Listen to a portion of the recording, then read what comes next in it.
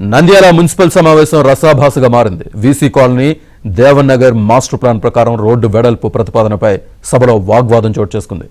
Road వెడల్పు చేస్తే పేదలు నిరాశ్రయులు అవుతారంటూ టీడీపీ కౌన్సిలర్లు అభ్యంతరం వ్యక్తం చేశారు. వారు చెప్పిన YCP municipal chairperson Mabunisa bill pass చేయడంపై టీడీపీ కౌన్సిలర్లు ఆగ్రహం వ్యక్తం చేశారు. ఏకపక్షంగా బిల్లును ఆమోదించారంటూ టీడీపీ కౌన్సిలర్లు మండిపడ్డారు. దీంతో సభలో తీవ్ర గందరగోళం ఏర్పడింది.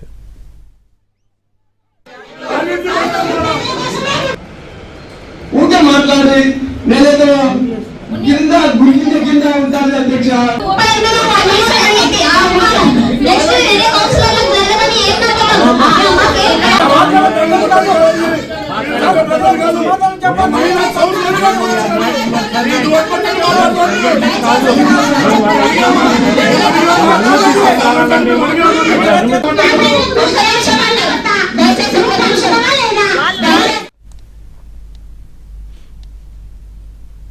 నంద్యాల మున్సిపల్ సమావేశం రసాభాసగా మారింది. VC colony Devanagar master plan ప్రకారం రోడ్డు వెడల్పు ప్రతిపాదనపై సభలో వాగ్వాదం చోటు చేసుకుంది.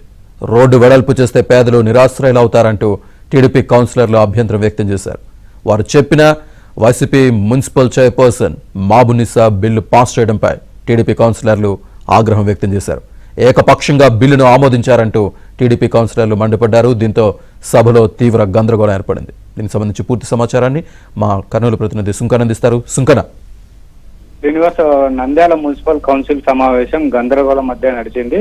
ముఖ్యంగా నంద్యాల జిల్లా కేంద్రంలో రోడ్ల విస్తరణపైన కూడా చర్చ జరిగింది. ఈ చర్చలో ప్రధానంగా ఈ వెంకటాచలం కాలనీ అదేవిధంగా దేవనగర్ రోడ్ల విస్తరణపైన కూడా మున్సిపల్ చైర్పర్సన్ కూడా ఏదైతే ఏకపక్షంగా వివరిస్తున్నారు.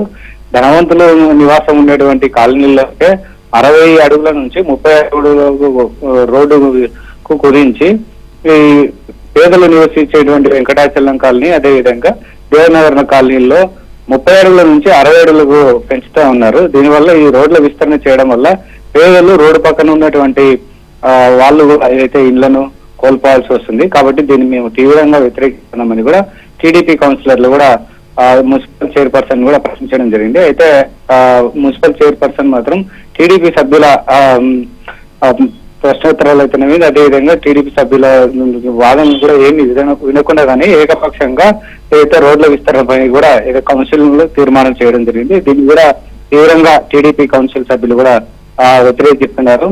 ఏదైతే పేదలకు ఇది తీరని అన్యాయం జరిగేటువంటి తీర్మానం కాబట్టి దీన్ని వెనక్కి తీసుకోవాలి మున్సిపల్ చైర్పర్సన్, లేకపోతే ఆందోళన కార్యక్రమాలు చేస్తామని కూడా టీడీపీ కౌన్సిలర్ వాళ్ళు కూడా ఏదైతే వాగ్వాదానికి దిగినటువంటి నేపథ్యంలో కొంత ఉద్రిక్త పరిస్థితుల్లో నెలకొన్నటువంటి నేపథ్యంలోనే మున్సిపల్ కౌన్సిలర్ ఏదైతే వైసీపీ కౌన్సిలర్ల ఏదైతే వాదనలతో ఏకీభవిస్తూ ఏకపక్షంగా ఈ నిర్ణయం తీసుకోవడం జరిగింది. దీనిపైన కూడా మేము ముందు కూడా ఎలా వెళ్ళాలి న్యాయ పోరాటం చేస్తామని కూడా టీడీపీ కౌన్సిల్ సభ్యులు కూడా చెప్తున్నటువంటి పరిస్థితి. మొత్తం మీద అయితే పేదలకు ఇబ్బందులు కలిగేటువంటి నష్టపోయేటువంటి తీర్మానాలు మున్సిపల్ చైర్మన్ తీసుకున్నారు కాబట్టి దీన్ని ఖచ్చితంగా వెనక్కి తీసుకోవాలని కూడా టీడీపీ సభ్యులు డిమాండ్ చేస్తున్నటువంటి నేపథ్యంలో సభలో గందరగోళం నెలకొన్నటువంటి నేపథ్యంలోనే అర్ధాంతరంగా కౌన్సిల్ తీర్మానం ఏదైతే ఈ రోడ్లపైన కూడా మున్సిపల్ చైర్పర్సన్ ఏకపక్ష నిర్ణయం తీసుకుని ముగించడంతో అక్కడ నుంచి కూడా వైసీపీ కౌన్సిల్ సభ్యులు అదే విషయాన్ని కూడా ముగించి వెళ్ళిపోవడం జరిగింది. శ్రీనివాస్.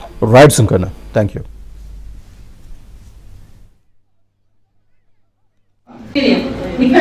ఇక్కడ మట్టుకు వాళ్ళకు 5,000 మెంబర్స్ మీద ఎలక్ట్ అయ్యి ఇక్కడికి వస్తారు.